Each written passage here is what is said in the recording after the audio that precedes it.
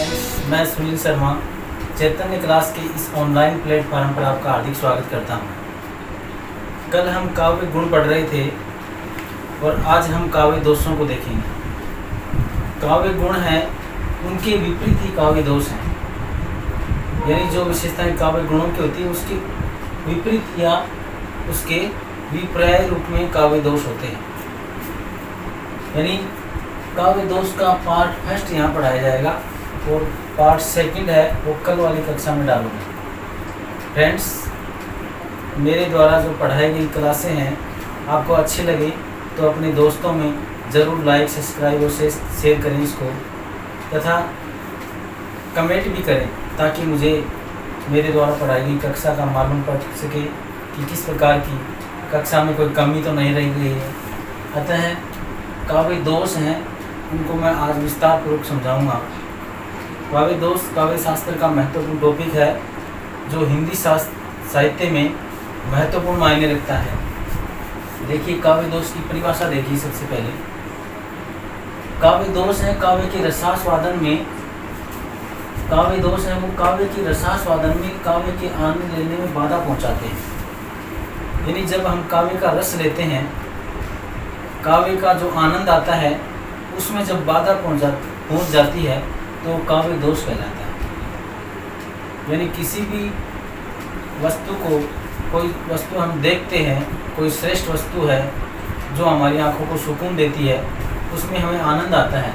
उसी प्रकार जो काव्य गुण हैं उनमें हमें आनंद आता है, लेकिन काव्य दोष क्या करते हैं? काव्य के रस आस्वादन में और काव्य के आनंद लेने में एक प्रकार की बाधा पहुंचाते हैं, तभी ये काव्य दोष कहलाते हैं। तुलसीदास जी ने कहा है कि सारा संसार और सारे संसार में क्या है?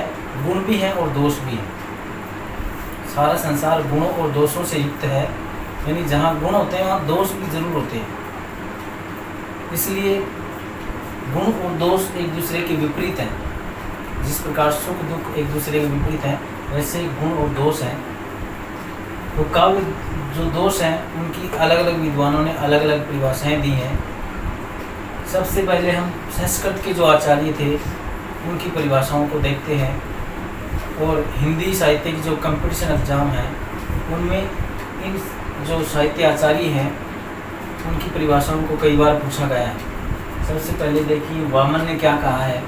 आचार्य वामन वो कहते हैं कि गुणोर विपर्या आत्मनो दोषाः, यानी दोष क्या है? गुणों के विपरीत हैं। जो गुण होते हैं उनके उल्टे ही क्या है? दोष है। दोष क्या है? गुणों के विपरीत है। गुणों के विपरीत दोष है।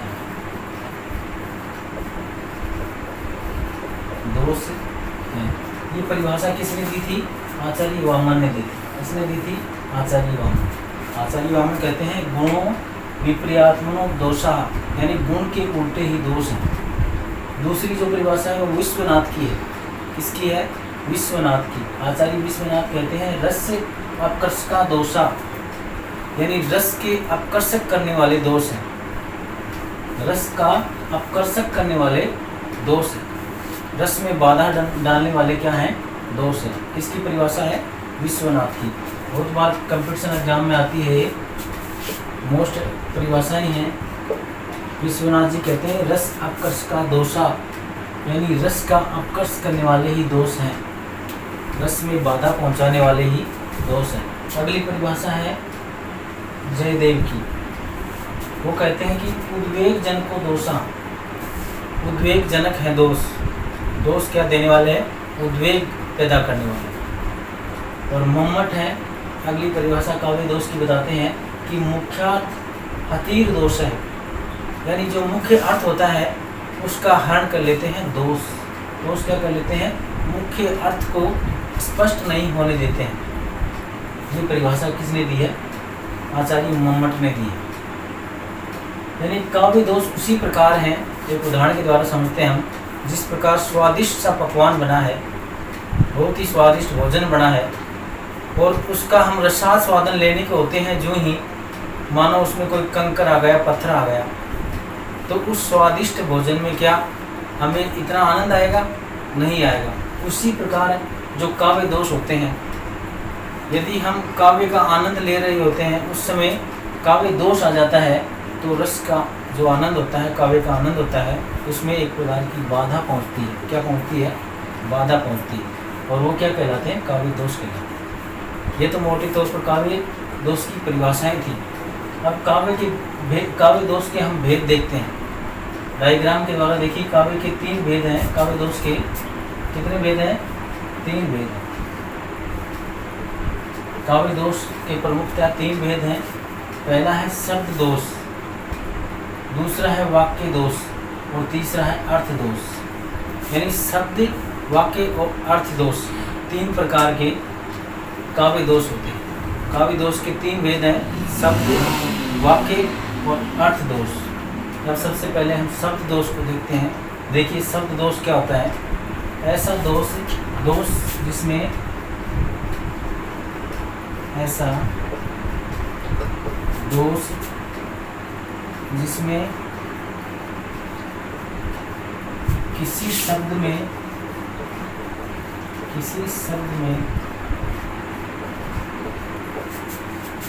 दोष या अशुद्धि हो,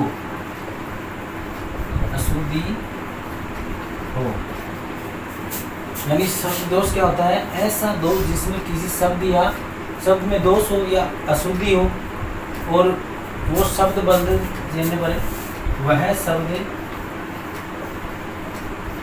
बदले जाने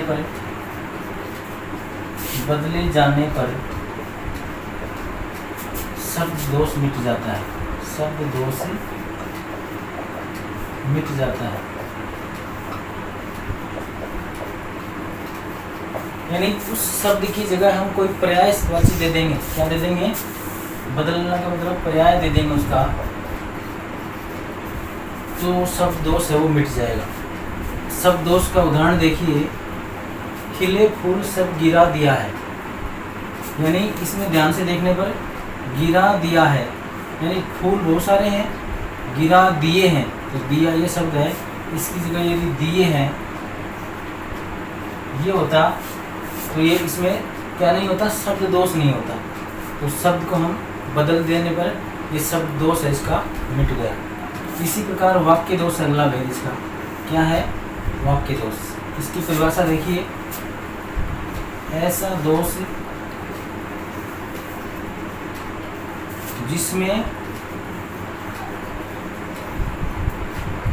एक से अधिक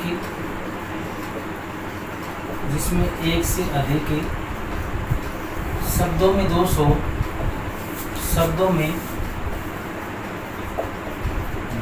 हो, या वाक्य रचना में अशुद्धि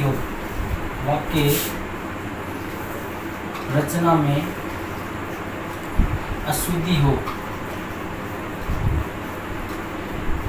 तो क्या कहलाता है? वो वाक्य दोष कहलाता है।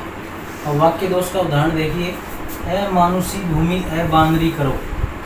यानी अमानुषी का मतलब होता है मनुष्य से रहित भूमि को अबानरी यानी बंदरों से रहित कर दूंगा। यानी मनुष्य से रहित भूमि है, इसमें भूमि पहले आना चाहिए और अमानुषी बाद में आना चाहिए, तो उसमें वाक्य दोष है। एक प्रकार का क्या है? वाक्य दोष है। अब अगला तीसरे नंबर का है अर्थ दोष। तीसरा कौन सा है? अर्थ दोष। ऐसा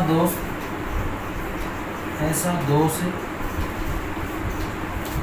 जिसमें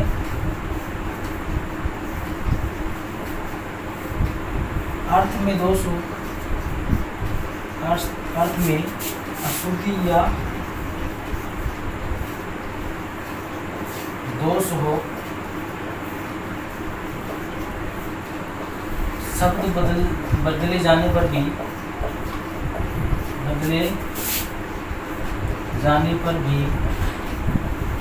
दोष नहीं मिटे। वो कौन सा दोष होता है? अर्थ दोष होता है। अब उदाहरण देखिए इसका, दृश्य बड़ा था चारु मंजू सुंदर मनमोहन। यानी दृश्य यानी मनमोहक, दृश्य था चारु यानी सुंदर, मंजू यानी सुंदर है, मनमोहन यानी मन को मोहने वाला सुंदर। तो इसमें चारु शब्द है और उसी के समानार्थी क्या है? मंजू भी है, सुंदर भी है, मनमोहन भी है। तो यहाँ पे इन तीनों की आवश्यकता नहीं है, एक चारू शब्द काफ़ी है इसमें, या कोई सा मंजू शब्द या सुंदर मनमोहन शब्द एक ही काफ़ी है। तो यहाँ पुनरुक्ति दोष हो रहा है, पुनरुक्ति दोष हो रहा है। जो कौन सा दोष है? अर्थ दोष है, यानी ये शब्द है बार बार आ रहे हैं, समान अर्थी हैं इनके, सबका अर्थ सुंदर सुंदर या मंजू या मन को मोहने वाला होता है, लेकिन ये बार बार आ रहे हैं। केवल चारों की यहाँ आवश्यकता थी, या कोई भी एक शब्द होता तो काम चल जाता, लेकिन यहाँ क्या हुआ है? पुनरुक्ति दोष हुआ है, तो ये अर्थ दोष में आता है। अब फर्स्ट भाग था ये काव्य दोष का। अब काव्य दोष को एक बार से फिर से देखिए, क्या होता है काव्य दोष?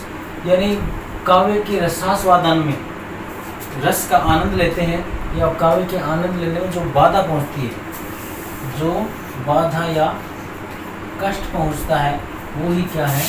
काव्य दोष है। काव्य दोष की आचार्य वामन ने परिभाषा बताई है, गुण विपरीतात्मनो दोषा, यानी गुणों की विपरीत दोष है। दोष क्या है? गुणों के उल्टे हैं। आचार्य विश्वनाथ ने कहा है, रस अपकर्ष का दोषा, यानी रस का अपकर्षक करने वाले, रस का अपकर्षक करने वाले दोष हैं, करने वाले दोष हैं। किसने कहा? ये विश्वनाथ ने।